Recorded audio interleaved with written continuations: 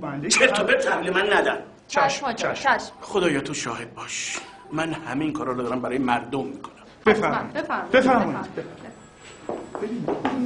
با سلام، گروه سرود ستاد سلطان قلبا همین حاج آقا گیرینوف شروع خودش را آغاز میکنن. تقدیم میکنن.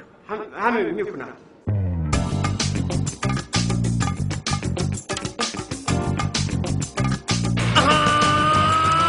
حاجی گیرینوف بدون بالا ببینم پارتی کلو دوچی گیرینوف همین بری همون بری بگی منو بانو جنا ببینم حاجی گیرینوف میخوام بیام دم ستادتون زحمت بشه، میخوام بشیم هوادارتون قبول باشه انشاءالله.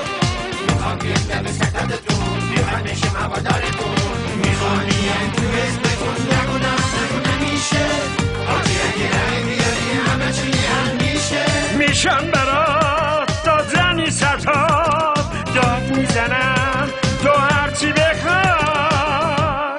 نمه اگه رای بیاره حاجی گیرینوف سنگ تمام میذاره. نمه اگه رای بیاره حاجی گیرینوف سنگ تمام میذاره.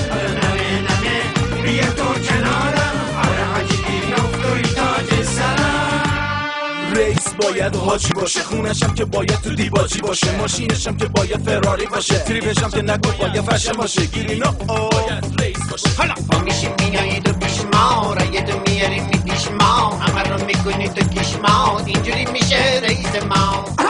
حالا نمه اگه رای بیارم برای همتون سنگ تموم میذارم انشالله. اگه رای بیاره حاجی گیرینوف سنگ تمام میذاره.